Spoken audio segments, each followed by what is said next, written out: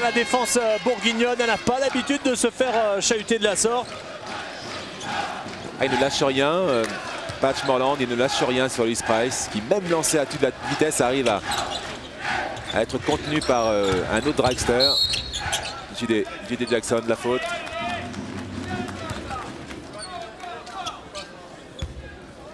On revoit cette action avec Laurent Bernard, Vincent Collet qui nous disait récemment, depuis le début de l'année, mon équipe marque un peu le pas.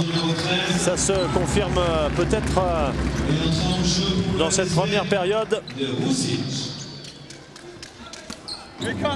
C'est vrai que Le Mans ne dispose pas d'un banc aussi pléthorique que des équipes comme Pau Orthez ou Lasvel. Que Lasvel en ce moment ils sont pas au plus. Oui, c'est vrai. C'est pas forcément le bon exemple. Et ni Pau d'ailleurs, parce qu'il souffre quand même de pas mal de handicap, notamment au niveau blessure. La grosse faute. Ah oui, on a entendu la... C'est vrai que sur le papier, en début de saison, on voyait ces équipes vraiment dominer avec justement un effectif très important. Mais la situation s'en est trouvée totalement bouleversée à la suite des blessures successives de différents joueurs, que ce soit à Villeurbanne et à Pau. Et cette bonne ordre de lancement a été totalement bouleversée. Alain Coffy au lancer franc. Ça rentre. Première faute de Laurent Bernard.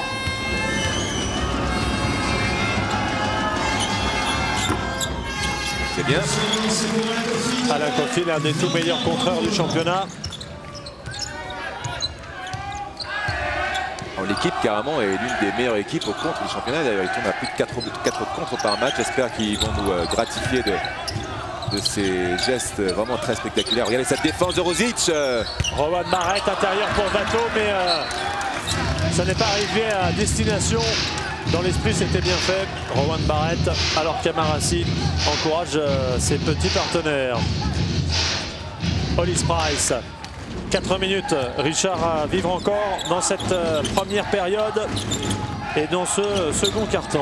Amagou qui n'a pas pris encore le moindre shoot. Sandro Dicevic ressort justement pour la première tentative. Elle est manquée par Amagou. Il avait une bonne position, le contre avec Rowan Barrett. Patch Morland. Allez l'aider un petit peu.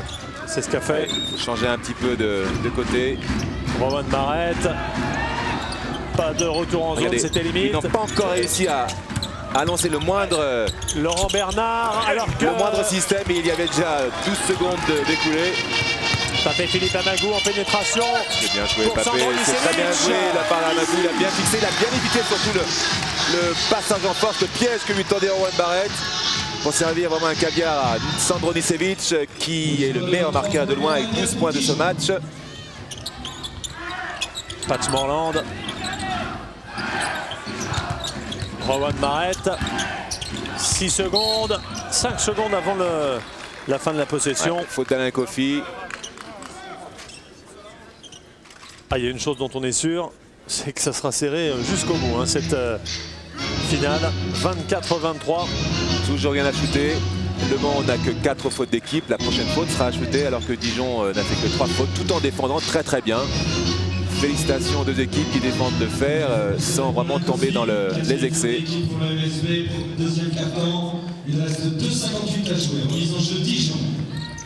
La JDA qui a été l'une des grandes surprises de ce début de saison.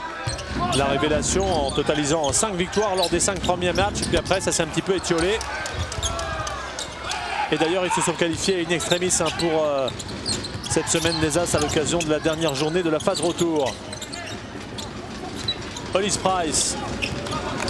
24-23 et Le Mans qui a la balle pour passer devant, enfin dirais-je. Amagou. Oh, ça défend.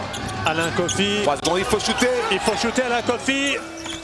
Il l'a fait. Ah, évidemment, c'est pas sa grande spécialité, les plus à l'aise près du cercle Alain Coffy, mais il va s'améliorer. Il a un bon petit shoot, il a un bon petit shoot, il travaille énormément avec Vincent Collet. Et puis là, maintenant, il faut qu'il apprenne surtout à shooter sous la pression du chronomètre. C'est encore des éléments à intégrer pour ce jeune joueur. Un temps mort demandé et finalement annulé. Vous l'avez vu par Nicolas Faure. Rowan Barrett, on approche des 2 dernières minutes. Un petit point d'avance pour la JDA. Et le ballon pour Rowan Barrett. Il est pas serré de très près, alors il prend sa chance. C'est manqué le rebond d'Alain Coffy. Un petit peu de fatigue de la part de Dijon en ce moment. Alain Kofi, on ressort pour Rosic. Ah, il avait peut-être le temps d'armer là. Il a le temps, il faut gérer maintenant, il faut gérer. Sandro Nicevic, ça circule bien. Il le prend cette fois-ci. Jurica Rosic. Action 100% croate. Nicevic pour Rosic. C'est lui. Et le 3 points. 2 points d'avance pour le MSB, 26-24. Quelle pureté dans le shoot de Jurica Rosic. Vato, pas de solution aussi, Rowan Barrett. Et c'est volé. Interception. Amagou là, qui doit prendre de vitesse. Barrett. Hollis Price. Ah là, c'est du rugby. Hein. Ah, c'est Jérôme Monet. Deuxième faute pour Jérôme Monet. Le temps mort pour la JDA. Oui, Nicolas Faure sent que son équipe est en train de marquer le pas. Il est fatigué, les joueurs. On voit les visages, les traits sont tendus déjà. Ils auront besoin de 7 mi-temps pour récupérer. Vous vous rendez compte qu'il n'a que 26 points de marqués dans ce carton et 24 points de côté Dijon.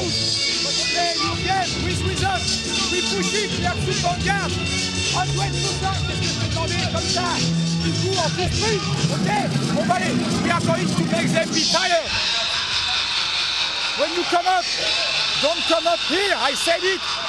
1 meter more to spread it. Et après, il faut sprinter. Alain, quand tu fais le premier écran, vite de l'autre côté pour pouvoir partir. Regardez le rebond, la domination du Mans, ce qui lui permet de passer devant. Domination du Mans au rebond. 8 prises contre 3. Un peu de maladresse, je pense, dû à la fatigue côté Dijon, là, qui a beaucoup donné, qui a laissé beaucoup de gomme dans la bataille. Et oui, c'est la fête au Palais des Sports de Lilleberg. Beaucoup d'animation. Avec ce patineur fou, on a eu droit tout à l'heure aux ravissantes Eurogirls. Elles reviendront, hein, c'est promis à la mi-temps si vous les avez ratées, si vous n'étiez pas avec nous. Et c'est une erreur au coup d'envoi de cette grande finale des As sur TPS Star. Et 1 minute 17. Peut-être un mini break pour le moment maintenant sur cette possession. On va chercher Rosic à l'intérieur. Tapé Philippe Amagou, il a raté sa première tentative à 3 points. Mais c'est un bon shoot aussi. Et la deuxième également. Morland. Et oui, 1 sur 7. Effectivement, 2 sur 6, c'est pas beaucoup mieux pour la JDA pour l'instant dans les tentatives longue distance. Thierry Zig. Vakhtang Natchishvili, il a du mal à tenir la comparaison face à Sandro Nicevic. Il arrive en force, il arrive, il dit enfin la chance tourne un petit peu pour moi. Égalité, deux possessions de balle a priori. Ah, vous l'avez entendu tout à l'heure, le temps mort de Vincent Collet. Il veut épuiser cette équipe de Dijon. Il sait qu'elle est en train de craquer, cette équipe, physiquement. Il veut continuer à les faire courir. Il sait que son jeu, c'est de courir et que Dijon préfère ralentir un petit peu le jeu. La faute de Vato, du Géorgien. Ah oui, elle est grossière, cette faute de Vakhtang Natchishvili. Je crois que c'est beaucoup d'expérience de la part de Sandro Nicevic qui a pris le bras de Vato pour faire croire qu'il avait été écarté de manière illicite. Ah, c'est ça aussi l'expérience. Sandro Nicevic, c'est évidemment le meilleur marqueur de son équipe avec 14 points. Mais la moitié des points de son équipe ont été marqués par Sandro Nicevic. 5 sur 8 dans les tirs, 63% de réussite. Et 4 bons. Rayshon Turner, 7 points. Ouais, ça veut dire que dans le jeu intérieur, eh bien, ça domine. Le Mans domine incontestablement. Thierry Zig est revenu. 2 secondes, un shoot désespéré. Le rebond pour Boniface Ndong. Le buzzer a retenti. Oh, je crois qu'il y a une petite erreur là au niveau du chronomètre. Les arbitres se réunissent forcément. Alors expliquez-nous, Richard, ce qui est en train de se passer. Il est resté bien assez de temps pour que Le Mans... Le ballon est pour Le Mans. Il y a une prise de contrôle du ballon. Ah bah il considère que le... Attends, c'est quand même assez particulier. Il considère que Le Mans a contrôlé le rebond, donc la fin de possession est acquise. Et que le ballon revient au Mans tout simplement. C'est un petit peu confus tout ça. Je vous avouerai que moi-même, je n'ai pas trop compris, comme Nicolas Faure, ce qui s'est passé, ce que les arbitres ont décidé. Bah, l'essentiel, c'est que les arbitres entre eux se comprennent. On va écouter les propos de Vincent Collet. After you run, stop to me. Only to go fast, we are only 4 seconds. Try to make the rebound farther. You have to sprint like this. Alain et Sandro ici. On fait 2 écrans simultanés. You right there, skip pass, 3 points. All Voilà, très simple. for you. Donc Philippe, dans le corner ici, ok? deux écrans au poste haut qui attendent Hollis Price, qui va fixer à l'intérieur, se décaler sur la gauche des écrans et logiquement recevoir une passe de la part d'Amagou ou de l'autre meneur de jeu. On va voir ça. Alors, Nos deux présidents. extrêmement concentrés eux aussi et attentifs. Alors 4 secondes, 3 secondes et 9 dixièmes précisément.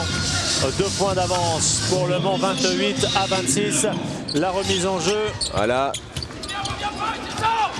Et c'est perdu. C'est perdu par Le Mans avec Thierry Zig, évidemment, qui n'a pas pu se relever à temps pour armer ce shoot. Avantage pour l'instant au MSB de 2 petits points, 28 à 26. On va retrouver Valérie avec celui qui aura marqué de son empreinte cette première mi-temps, Sandro Nicevic. Oui, en compagnie de Sandro Nicevic. Petit écart de 2 points. Que faire pour faire la différence justement? Ouais, c'est vrai, les deux équipes sont un peu sous pression parce que c'est quand même la finale. Et il faut jouer notre rythme. Parce que c'est qu'avec rythme qu'on a repris. On était un peu mené par Dijon. Et c'est que avec les contre-attaques et bonne défense, on peut le battre. On sent beaucoup de motivation, mais presque qui vous paralyse aux deux équipes. Ouais, c'est pression. C'est un peu, on peut dire normal, surtout pour nos joueurs qui sont jeunes. C'est la première finale pour eux. J'espère que dans le deuxième mi-temps, ça va un peu relâcher. Merci beaucoup, Sandro. Voilà Sandro Nicevic, vous avez aperçu ses stats. 14 points, meilleur marqueur de son équipe et du match pour l'instant. Les Eurogirls en grande démonstration depuis jeudi d'ailleurs, alors que l'on revoit cette pénétration et ce panier marqué par Sandro Nicevic. Valérie. En compagnie de Nicolas Faure, l'entraîneur de Dijon, ça devient une habitude, vous ne suivez pas vos joueurs dans le vestiaire? Bah non, parce que vous venez m'interviewer. Vous m'attendez en fait, c'est ça? Non, on prend toujours quelques minutes avec mon adjoint pour échanger avant de faire le speech de la mi-temps. Alors, en quoi va consister ce speech? Comment? En quoi va consister votre speech là? Bah, avec un score comme ça, on a une défense qui tient la route. Maintenant, il faut qu'on corrige des petits détails. Je pense à un petit manque d'agressivité, 2-3 rebonds un peu fuyants et puis des petites choses qu'on fait pas très bien, les rotations, venir doubler sur Nicevic. On va essayer de corriger tout ça. Merci beaucoup. Merci à Nicolas Faure. Nicolas Faure aux côtés de son assistant Eric Le Cerf, le Palais des Sports de Lilleberg. Le Mans qui mène, je vous le rappelle, 28 à 26 à l'issue de cette première période. Ouais, avec 2 cartons défensivement similaires. La séquence meilleur marqueur, Sandro Nicevic. Merci pour cette petite séquence, Jean-Louis Nachu. 14 points, 63% de réussite, 5 sur 8 à 2 points. À 3 points, c'est pas sa spécialité. Et on pourrait aussi ajouter 4 rebonds. Une évaluation pour cette première mi-temps à 17 points, c'est vous dire. Ah, il fait un grand match, Sandro Nicevic. Il avait déjà été omniprésent lors de la demi-finale contre Chalon-sur-Saône. Il avait marqué moins de points, 10 points en 27 minutes. On va retrouver peut-être Valérie Amarou avec, j'ai envie de dire, j'espère qu'ils ne seront pas vexés, les déçus de cette semaine des As. Oui, les déçus, mais c'est une nouvelle tribune présidentielle que je vous propose là. Alors on fait les présentations, Pierre Seillant, Pau Orthez, Hervé Bédélem du BCM, Dominique Guyot de Chalon. Alors, forcément déçu puisque vous ne faites pas partie de ceux sélectionnés pour la finale. Un petit mot quand même de ce que vous avez vu de cette première mi-temps, Pierre Seillant, d'abord. Ben, c'est une mi-temps mi-figue, mi-raisin, hein. Le score est là pour en témoigner. c'est un match assez serré parce qu'il y a un enjeu au bout. Donc les équipes sont un peu contractées, il y a beaucoup de ratés, mais il y a beaucoup d'intensité quand même. Donc je pense qu'à deuxième mi-temps, on va se débrider. Hervé Bedelem, un petit mot. Alors vous étiez persuadé d'accéder aux demi-finales, ça n'a pas été le cas. Ça va encore ou la pilule est un peu passée? Bah effectivement, et au vu de la première mi-temps que je viens de voir, j'ai encore plus de regrets de ne pas être présent à cette finale parce que les équipes sont fatiguées. Certes, on l'aurait été également, mais il y avait un coup à faire et ça nous aurait sauvé notre saison et tout le reste aurait été que du bonheur. Bon Hervé, vous êtes un petit peu dur avec les deux équipes qui jouent. Qu'en pensez-vous, vous, Dominique Guyot? Alors pardonnez-moi, mais j'ai pas entendu la question. Un petit mot du niveau peut-être de cette finale et peut-être aussi du regret de ne pas y participer. Alors, soit c'est l'enjeu qui crispe un peu tout le monde, soit c'est parce qu'on les a épuisés les matchs avant, que ce soit Nancy ou Chalon, qui fait qu'ils auront peut-être besoin de 2 mi-temps pour retrouver le rythme. En tout cas, c'est très indécis, donc voilà, c'est bien pour le suspense, c'est important. Mais on a quand même vraiment des regrets de ne pas être là parce qu'on a l'impression que la porte s'était entrouverte et qu'on n'a pas su saisir notre chance. Puis, je disais à Pierre Seillant tout à l'heure qu'on n'a pas tant l'habitude de gagner des titres, nous. Et quand il y a une occasion, il ne faut pas la manquer. On a la sensation qu'on a manqué un peu quelque chose. Merci. Juste un dernier petit mot avec vous, Pierre Seillant. Est-ce que vos Américains sont arrivés? Est-ce qu'on va les voir avec nous sous les yeux des téléspectateurs de TPS Star dimanche prochain face à Strasbourg? Pourquoi nos Américains? Dites-moi. Parce qu'il y en a deux? Je ne sais pas, ça c'est à vous de me le dire. Mais écoutez, normalement, je vais vous dire. Il y en a deux. Alors, il y en a un qui est arrivé, Jerry Sasser, qui était à NBA l'année dernière. Et puis on parle d'un second, mais peut-être ce sera la surprise du chef d'ici 24 heures, mais c'est pas certain. Un petit nom quand même. Ah non, pas de nom, parce que si jamais il n'arrive pas, je ne voudrais pas me couvrir de ridicule. Oh, d'accord, bah, c'est pas grave. On en saura plus dimanche prochain. Merci beaucoup, messieurs, et très bonne fin de semaine des As. Ah, c'est un petit cachotier, Pierre Seillant. Les Péonnaises devront patienter encore quelques jours. Richard Dacoury. Oui, avec Jean-Pierre de Vincenzi, le directeur technique national. Jean-Pierre, un petit mot d'abord sur cette finale et puis après sur la semaine des As, au niveau du niveau de jeu, bien évidemment, et de la qualité démontrée par toutes ces équipes. Je crois qu'on peut faire un constat tout d'abord, c'est que c'est un événement qui est intéressant pour le basket. On se plaint toujours dans le basket qu'il n'y a pas d'événement pour pouvoir promouvoir ce sport. Je pense que la semaine des As, c'est la deuxième fois qu'elle a lieu. C'est une semaine qui permet effectivement à l'activité d'avoir une vitrine sur l'extérieur. Je crois qu'on peut regretter dans un premier temps, mais j'espère qu'on va évoluer dans ce sens, qu'il y ait beaucoup plus de partenariats d'entreprises lors de cette manifestation, de gens de l'entreprise qui viennent de l'extérieur. Ensuite, au niveau du jeu, moi ce que je constate, c'est que c'est la semaine de la surprise. Bon, Le Mans, c'est pas forcément une surprise, mais Dijon, je pense que l'équipe de Dijon n'était pas venue pour venir en finale. Ils étaient venus en pensant peut-être partir le deuxième jour.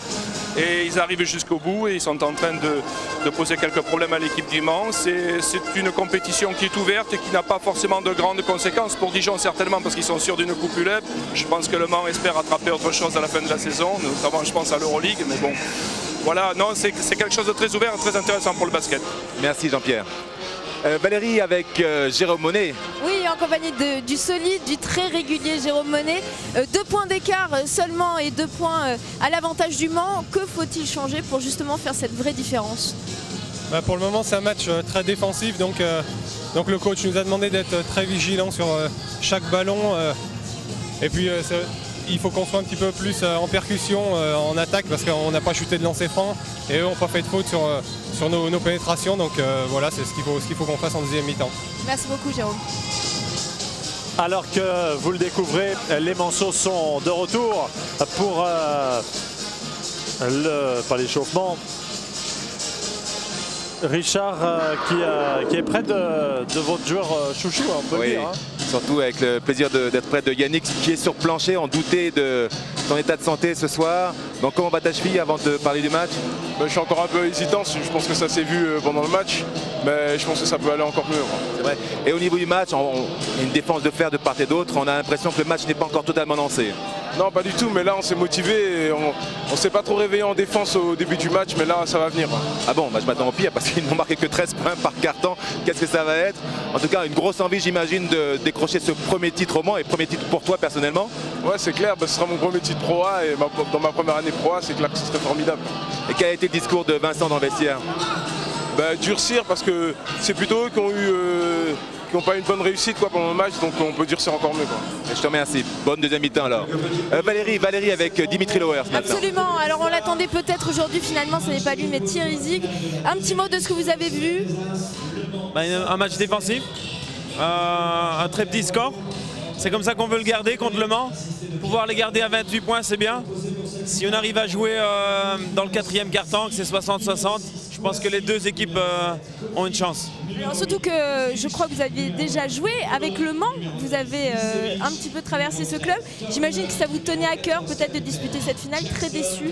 Mais c'est vrai, j'aurais bien aimé jouer cette finale. Surtout contre Le Mans. J'ai passé une belle année là-bas. Beaucoup de bons souvenirs, garder de bons contacts, etc. Mais bon voilà, je peux pas jouer, je suis pas qualifié. J'espère que je le serai la semaine prochaine, en tout cas contre Bourg-en-Bresse. C'est ce qu'on vous souhaite en tout cas. On retrouve Richard Dacoury, merci. Oui, avec Thierry, une question rapide. Thierry, où en êtes-vous au niveau récupération? Pas trop fatigué? Là, ça devient difficile. Là. On a joué 2 matchs à grosse intensité physique et là, moi personnellement, je suis fatigué. Je veux dire, l'effort est mental plus que physique et c'est pas évident quoi. Bon, mec, on va voir ça. Faut quand même t'accrocher. Il y a un titre au bout. Hein. Okay. Pascal, c'est à vous. Merci Richard et Valérie. On se retrouve dans quelques instants pour la suite de cette finale et la deuxième période. Avant cela, on fait un petit détour quota d'Américain. Il a voulu garder le suspense. Hein. Le président Saillant, il est expérimenté évidemment. Avec sa gouaille et sa bonne humeur habituelle. Valérie avec Vincent Collet. Oui, en compagnie de... Oui, on tournera. Allez-y, tournez, parce que c'est vrai qu'on a l'habitude de se retrouver comme ça. Alors, en compagnie de Vincent Collet, vous menez de 2 points, mais c'est loin d'être gagné, puisque les deux équipes sont au coude à coude. Comment faire pencher la balance de votre côté, en l'occurrence? Effectivement, il n'y a absolument rien de fait. Les deux équipes ont attaqué le match avec crispation.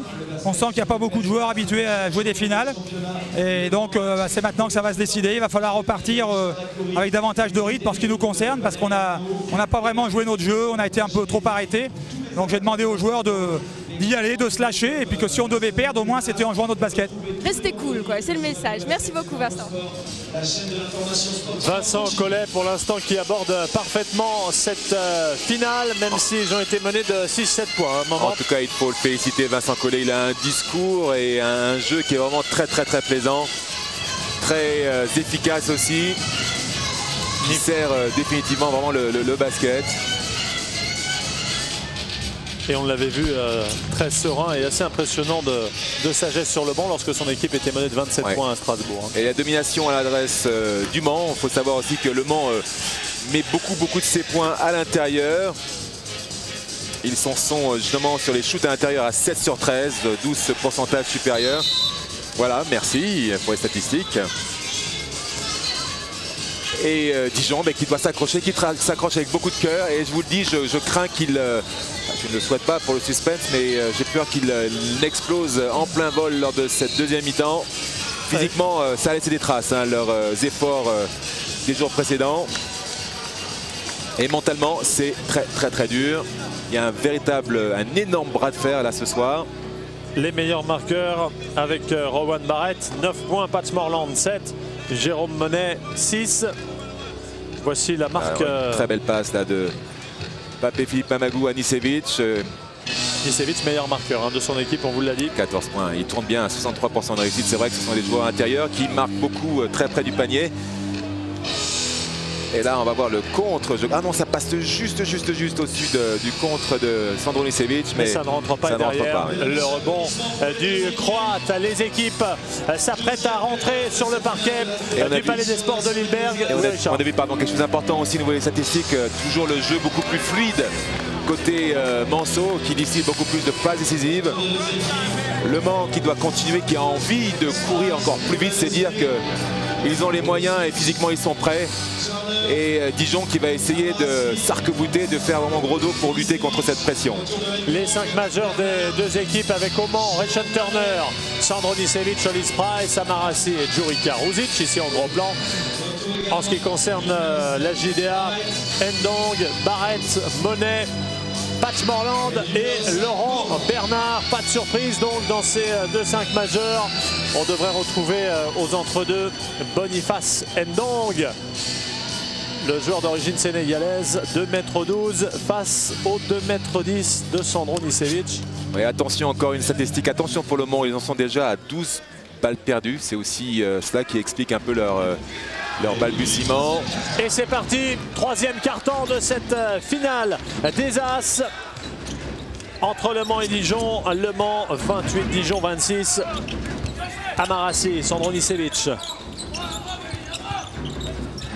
Djurika Ruzic. Ah, il était pourtant idéalement placé en tête de raquette. Pat Morland, Barrett. Jérôme Monet qui a été très bon. La défense de Amarassi sur Rowan Barrett. Et bien là voilà la défense d'Amarassi. Ouais. Je voulais attirer votre attention là-dessus. Voilà. Jérôme Monet. Pied, il y a pied, donc 24 secondes à nouveau de proposer à cette équipe de Dijon. Il faut travailler, continuer à s'arc-bouter et à résister à la pression défensive mancelle. Le 48 fillette de Sandro Nicevic. En plus, il fait du 50. Alors la faute pour Pat Morland.